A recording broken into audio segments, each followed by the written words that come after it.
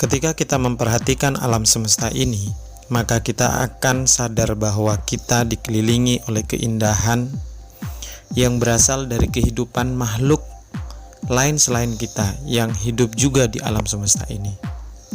Ada yang tampak secara kasat mata karena ukurannya yang besar, ada yang tak kasat mata karena ukurannya yang terlalu kecil. Namun saya sedang tidak membahas pembahasan mengenai alam gaib atau alam nyata ya. Tapi saya sedang membahas mengenai makhluk mikro yang tak tampak kasat mata dalam hal ini.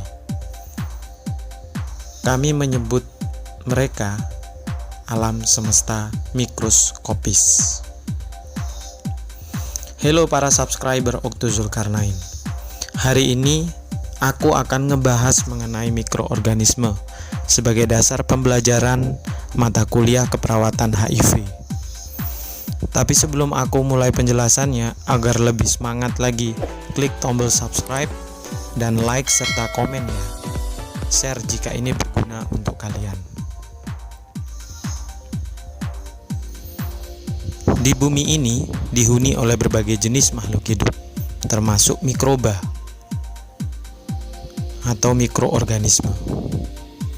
Mereka sangat cantik dan juga sangat kompleks. Kompleks karena begitu banyak variasinya, jenisnya, dan mereka dapat ditemukan di hampir semua habitat alam, dari mulai tubuh manusia, lingkungan, bahkan di kedalaman air yang tak tersentuh manusia.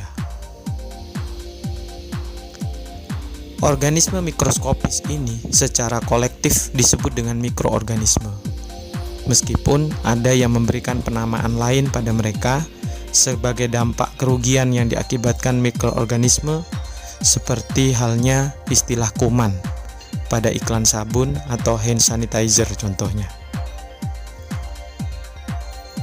Sebagian kecil mikroorganisme yang banyak dikenal adalah bakteri, virus, jamur, protozoa, ganggang, helminth, cacing. Sebelum saya membahas mengenai sisi negatif dari mikroorganisme yang banyak dikenal orang dengan istilah kuman, saya akan tunjukkan sisi positif dari mikroorganisme. Mikroorganisme banyak dimanfaatkan sebagai media untuk menghasilkan vaksin, vitamin, obat, hormon, bahkan enzim, dan juga makanan. Salah satunya adalah hormon yang dihasilkan oleh bakteri, yaitu hormon insulin. Hormon ini dahulunya diproduksi oleh tubuh manusia sendiri, namun karena kekurangan, mereka dapat mengambil itu dari sapi dan juga babi. Namun, untuk memenuhi kebutuhan pengguna atau penderita diabetes, jumlah sapi dan babi untuk memenuhi kebutuhan insulin tidak tercover. Oleh karenanya,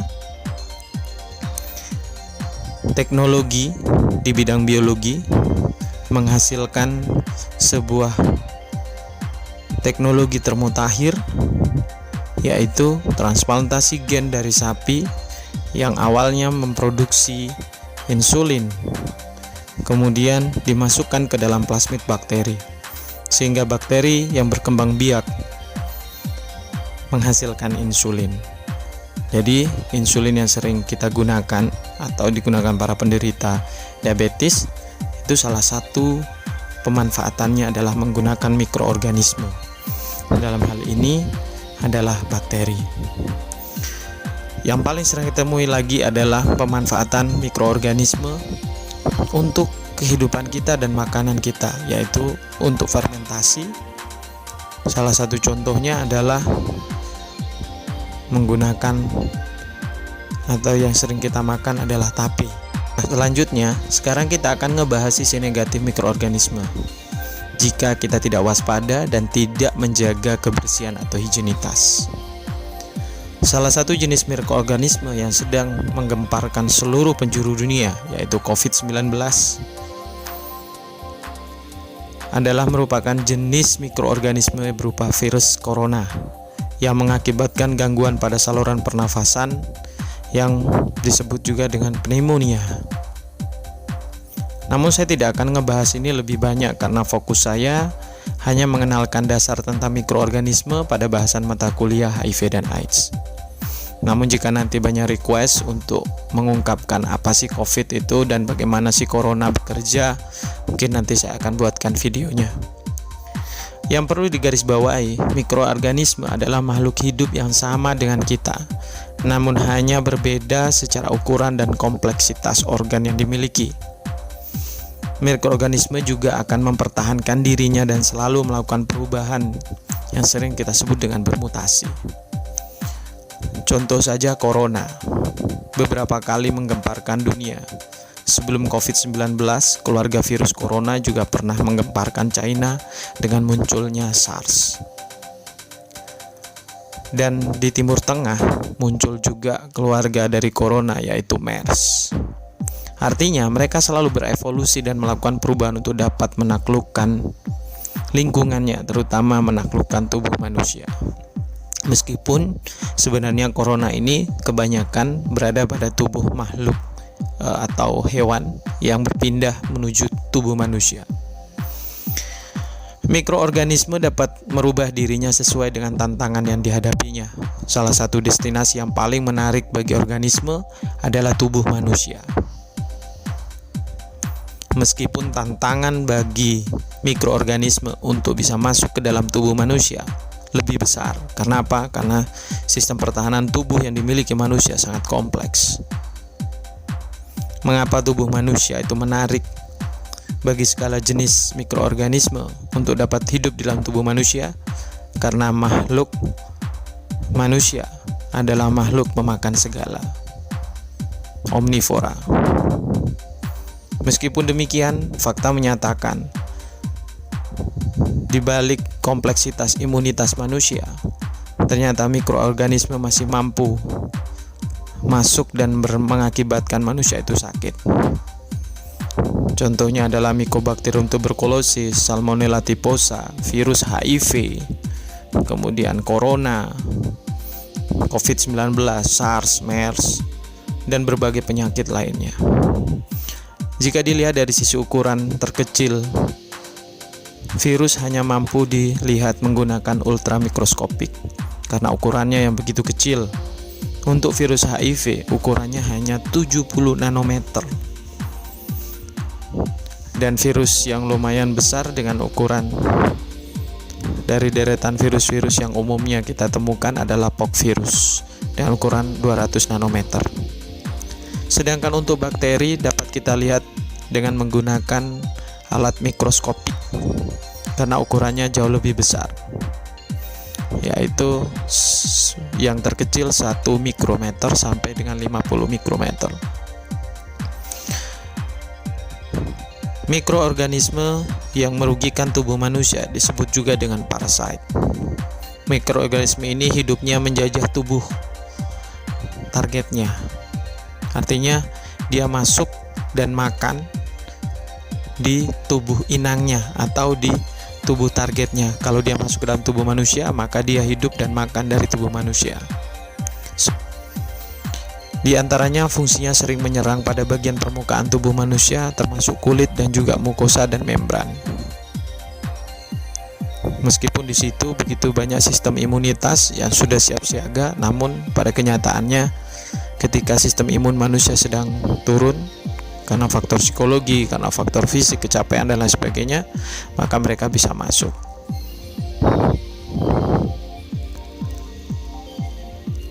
Fungi salah satunya, jenis mikroorganisme yang notabene dia juga mampu bisa mengakibatkan atau masuk ke dalam tubuh manusia dan bisa mengakibatkan panu, stomatitis, kemudian juga ada gangguan pada kaki atau athlete's foot, itu juga bisa. Bakteri adalah jenis mikroorganisme yang sangat cepat berkembangnya, bersaing dengan sel tubuh dan berebut makanan. Namun bakteri dalam beberapa hal juga membantu manusia dalam proses pencernaan. Jadi tadi saya sempat menyampaikan bahwa mikroorganisme juga ada memiliki sisi positif. Bakteri yang kita kenal sebagai bagian dari mikroorganisme juga memiliki peran positif dalam membantu manusia dalam proses pembusukan makanan yang kita makan. Salah satunya adalah bakteri Lactobacillus. Dia merupakan gut flora normal dalam tubuh manusia yang membantu manusia dalam proses pembusukan makanan dan penyerapan sari-sari makanan. Namun ada juga bakteri yang sampai saat ini menjadi problem di dunia, yaitu salah satunya Mycobacterium tuberculosis. Bakteri ini tidak dapat dimatikan atau dibunuh, pengobatan saat ini hanya mampu membuat bakteri ini tidur, dan dia bisa berdampak pada gangguan pada pernafasan hingga tulang atau bahkan jaringan lunak yang kita miliki. Salah satunya adalah TB pada pencernaan atau usus, itu pun bisa.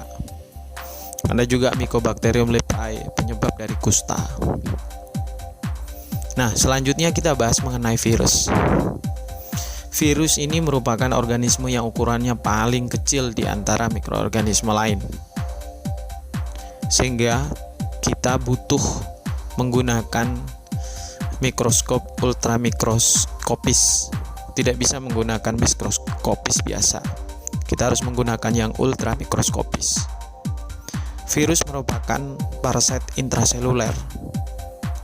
Mereka tidak dapat bereproduksi sendiri, sehingga dia harus menginvasi sel tubuh agar dapat berkembang biak. Maksudnya bagaimana? Virus ini tidak bisa hidup atau berkembang biak secara sendirinya seperti halnya bakteri, fungi, dan lain sebagainya. Namun dia hanya bisa berkembang biak ketika mereka masuk ke dalam sel, dan mereka hanya memang bisa hidup di dalam sel. Di luar sel mereka tidak bisa hidup. Namun mereka memiliki kemampuan untuk memasukkan genetik mereka ke dalam genetik sel tubuh, sehingga mengakibatkan kerusakan atau penyakit yang lebih serius. Contohnya adalah virus HIV. Jadi, virus untuk bisa berkembang biak, dia menggunakan atau memanfaatkan sel tubuh kita. Contoh sel tubuh kita. Jadi sel tubuh kita dimasuki oleh virus, kemudian virus menggunakan genetik mereka, dan genetik mereka sambungkan dengan genetik induknya atau sel kita, sehingga dia bisa bereproduksi. Nah, inilah yang menjadi kendala. Selain itu, virus juga dilindungi oleh kapsid atau kapsul, sehingga susah untuk diidentifikasi. Mereka memiliki genom DNA dan RNA, dan mereka juga hidup dalam sel, tidak dapat hidup di luar sel, dan dia mampu sebagai pengendali bahan genetik sel inang dan dapat memproduksi virus baru. Dan pada permukaan tubuh virus terdapat komponen yang spesifik pada sel inang yang ditargetkan. Contoh pada kasus HIV, pada virus HIV memiliki glikoprotein 120 dan glikoprotein 41.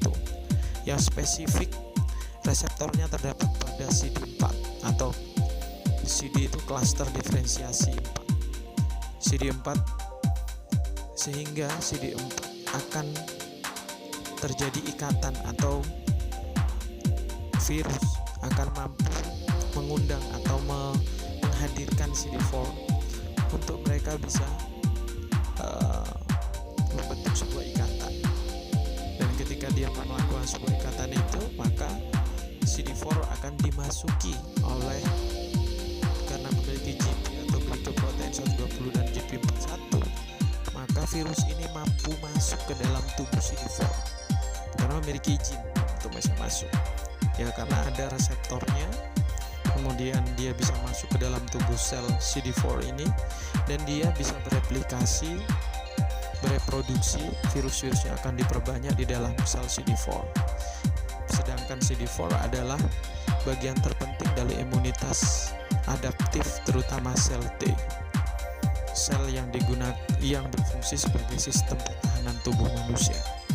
Bayangkan jika sistem pertahanan tubuh manusia sudah menjadi media oleh virus untuk berkembang biak. Semoga ini bermanfaat buat teman-teman semua, dan jangan lupa subscribe, like, dan komen. Dan jika informasi yang saya berikan ini bermanfaat buat semuanya, silakan di-share.